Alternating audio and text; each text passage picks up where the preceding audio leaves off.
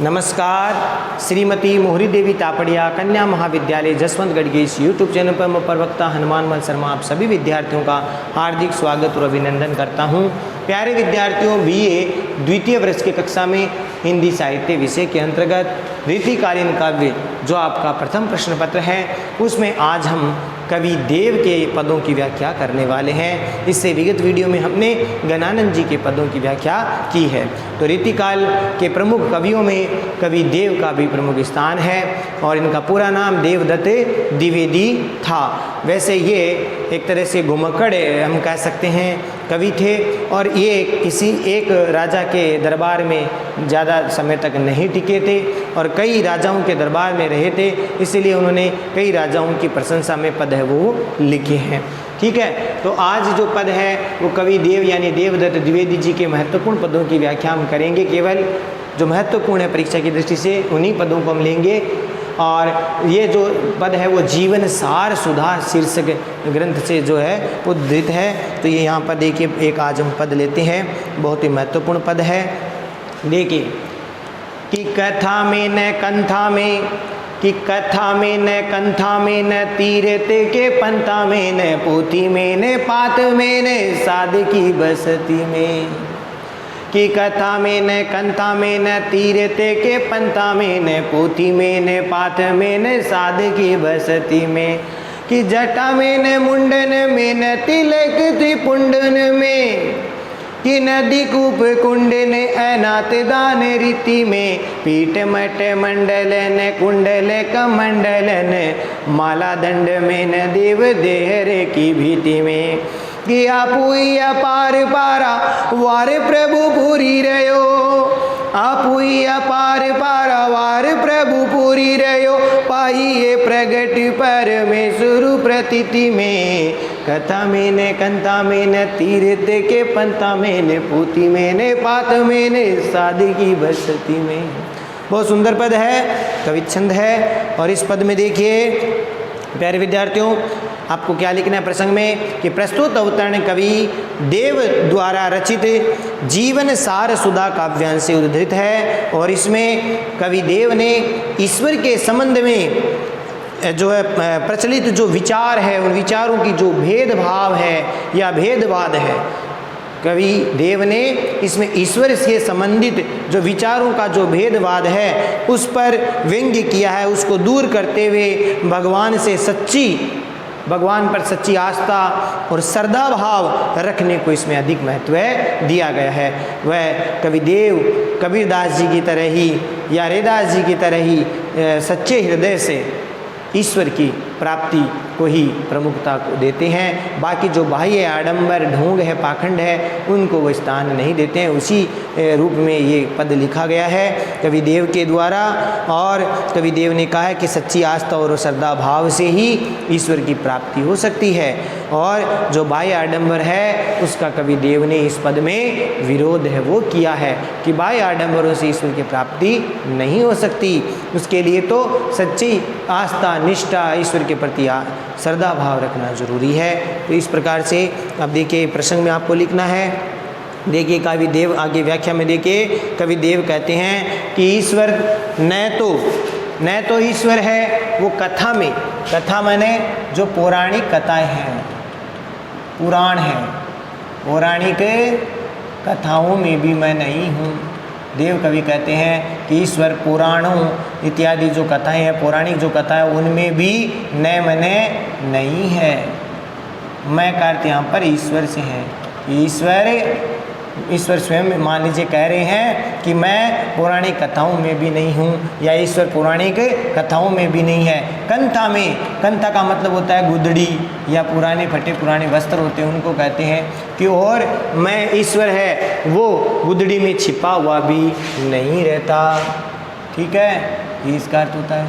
तीर्थ के पंथा में, पंथा का मतलब होता है मार्ग। पहले थोड़ा कठिन शब्दार्थ देख लेते हैं। मार्ग में न का अर्थ आ गया न, तीर्थ में भी नहीं हूँ। पोथी में यानी धार्मिक जो पुस्तकें हैं, धार्मिक पुस्तकों में भी मैं नहीं हूँ। पाथ में, पाथ का तो गया यहाँ पर मत मतांतरों में भी नहीं हूँ। न साध की, साधुओं की, साध मने साधुओं की, बस्ती में, बस्ती मने निवास या आश्रम में, उन आश्रम में भी मैं नहीं हूँ। फिर देखिए इसका जटा में, न मैं सिर पर जटा धारण करने में, सिर पर जटा रखने, मुंडन में या सिर को मुंडन कराने से, मूडने से, तिलक त्रिपुंड में, तिलक त्रिपुंड का तिलक लगाने से, मस्तक पर त्रिपुंड का तिलक लगाने से, तिलक लगाने पर भी मैं नहीं रहता हूँ। और जो पवित्र समझी जाने वाली, पवित्र समझी जाने वाली जो नदी, कूप मने कुएं, कुआ, ठीक है, कुंडे, कुंडन मने कुंडे, हाथ मने नहाने से या स्नान करने से, और दान रीति में यानी दान विधि विधान से, रीति का मतलब हो गया विधि विधान से दान देने में भी मैं नहीं हूँ। पीठ मठ मंडल और जो धर्म की अलग अलग धर्मों की जो पदवी है, उन पीठों में, मठ में, मंडल में, कुंडल में, यानी जैसे कानों में कुंडल धारण करने से भी मैं नहीं रहता, कानों में कुंडल, और कमंडल, हाथ में कमंडल, हाथ में कमंडल धारण करने से मैं भी नहीं रहता हूँ। आगे देखो माला दंड, हाथ में, गले में माला, हाथ में दंड लेने से, गले में माला, हाथ में दंड धारण करने से भी मैं नहीं आता हूँ। देव देहरे की, देहरे का मतलब होता है देवालय या मंदिर, ठीक है ना। देहरे मन देवालय, भीति मन दीवार में, आपू मन स्वयं ही अपार है, ईश्वर है वो स्वयं ही अपार है, सर्वव्यापक है, पारावार, इस ईश्वर की महिमा का कोई पार नहीं पा सकता, पार नहीं पा सकता, यानी महासमुद्र है वो, पारावार है, समुद्र है, पूरी रयो अर्थात सर्वव्यापक है, सर्वव्यापक है, सारे संसार को वो पोषित करता है, सबको दर्शन नहीं दे सकता, हालांकि सर्वव्यापक है। पाइए प्रकट, यानी उस ईश्वर को प्राप्त कर सकते हैं कब, जब आप इस परमेश्वर का मतलब ईश्वर है से, प्रतीति का मतलब होता है विश्वास निष्ठा, विश्वास निष्ठा, श्रद्धा भाव, उसी से इस ईश्वर की प्राप्ति हो सकती है।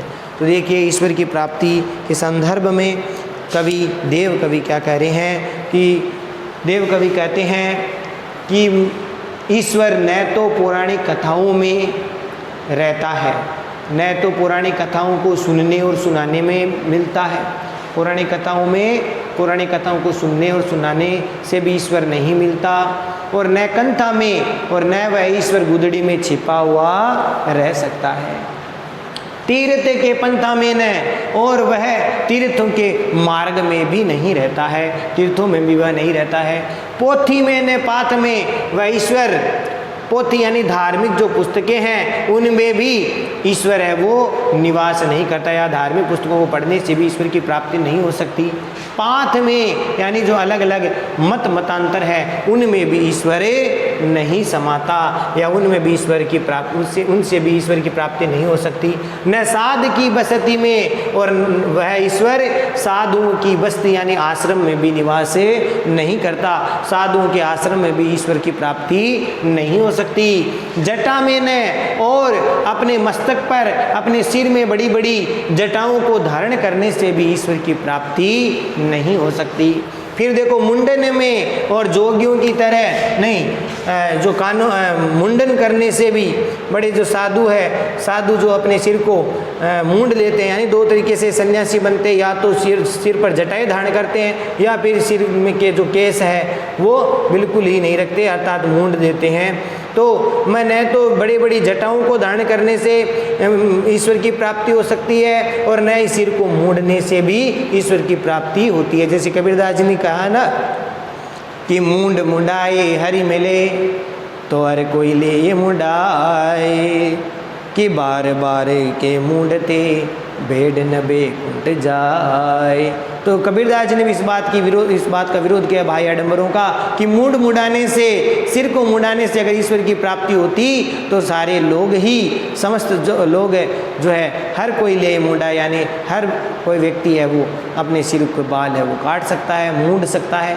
जिस प्रकार से भेड़ को वर्ष में 1-2 बार जो है उसको मूंढा जाता है, उसके ऊन को या बाल को मूंढा जाता है, फिर भी वह भेड़ बैकुंठ में नहीं जा सकती। इसी प्रकार का यहाँ पर भाई आडंबरों का विरोध कबीरदास जी ने भी किया है। ठीक यही बात कवि देव ने भी यहाँ पर कही है। तो मूंढने से भी ईश्वर की प्राप्ति नहीं होती, और मस्तक पर त्रिपुंड का तिलक धारण करने से भी ईश्वर की प्राप्ति नहीं हो सकती।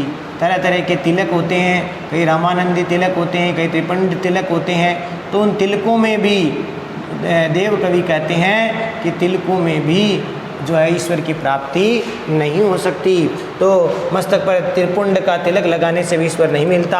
और जो पवित्र समझी जाने वाली जो नदियां हैं, कुएं हैं, कुंड है, जिन नदियों को, कुंडों को, कुओं को हम अत्यंत पवित्र समझते हैं, उनमें भी ईश्वर का वास नहीं होता, या उससे भी ईश्वर की प्राप्ति नहीं हो सकती। उनमें नहाने से, उनमें स्नान करने से, नदी, कुएं, कुंड जो अत्यंत पवित्र है, उनमें स्नान करने से भी ईश्वर की प्राप्ति नहीं होती। और आगे देव कवि कहते हैं कि जो विधि पूर्वक विधि विधान से दान भी देते हैं, उनमें भी ईश्वर का वास नहीं है, उससे भी ईश्वर की प्राप्ति नहीं हो सकती। पीठ मठ मंडल है, और जो अनेक लोग जो अनेक धर्मों की जो पदवी को धारण करते हुए मठ मठादी बने हुए हैं, मंडल मठ इत्यादि बने हुए, उनमें भी ईश्वर नहीं रहता। कुंडल कमंडल है, और नए योगियों की तरह कानों को फड़वा करके या कानों में कुंडल धारण करने से भी ईश्वर की प्राप्ति नहीं होती, और न ही हाथों में कमंडल धारण करने से, कमंडल रखने से भी ईश्वर की प्राप्ति नहीं होती। ये बात कही है। माला दंड में न गले में माला और हाथ में दंड धारण करने से भी ईश्वर की प्राप्ति नहीं होती। आगे देव कवि कहते हैं कि देव देहरे की भींत में, देव कवि कहते हैं वह ईश्वर देवालय की दीवार में भी नहीं रहता। और आपू ही अपार पारावार प्रभु पूरी रहो, वह ईश्वर तो अपने आप में ही, स्वयं में ही अपार है, वह अपार है जिसका कोई और छोर नहीं है, वह तो सर्वव्यापक है, अनंत है। ऐसे ईश्वर की प्राप्ति वैसे सर्वत्र है ईश्वर, फिर भी उसको हर एक व्यक्ति को इस ईश्वर की प्राप्ति नहीं हो सकती।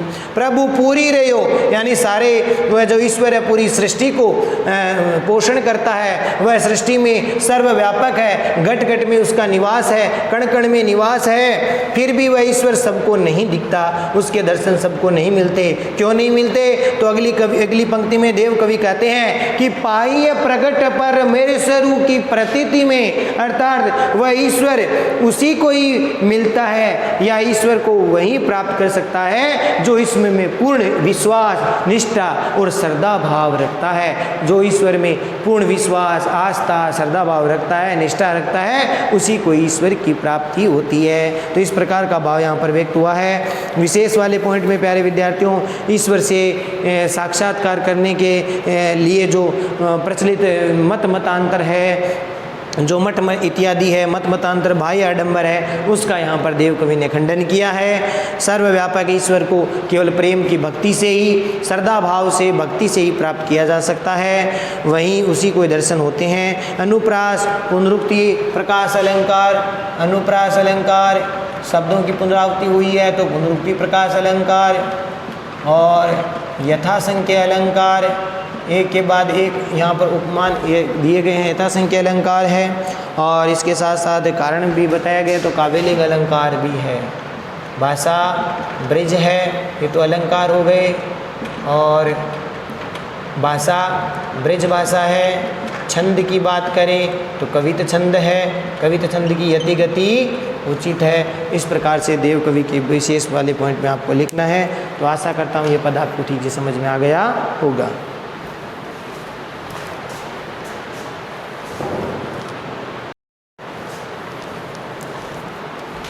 तो प्यारे विद्यार्थियों, आज के लिए बस इतना ही। अगले वीडियो में पुनः उपस्थित होंगे देव कवि के महत्वपूर्ण पदों की व्याख्या को लेकर के, जो जीवन सार सुधा शीर्षक से हैं। तो इन पदों को फिर से लेंगे, आगे वाले पदों को जो अत्यंत महत्वपूर्ण परीक्षा की दृष्टि से। तब तक के लिए इस पद को आप ठीक प्रकार से पढ़ें, बहुत ही महत्वपूर्ण है। तो इसको ठीक प्रकार से पढ़ें और नोट्स बनाइए, उनको याद भी करें। चैनल को लाइक, शेयर और सब्सक्राइब करना ना भूलें। जय भारत, जय हिंदी। धन्यवाद विद्यार्थियों।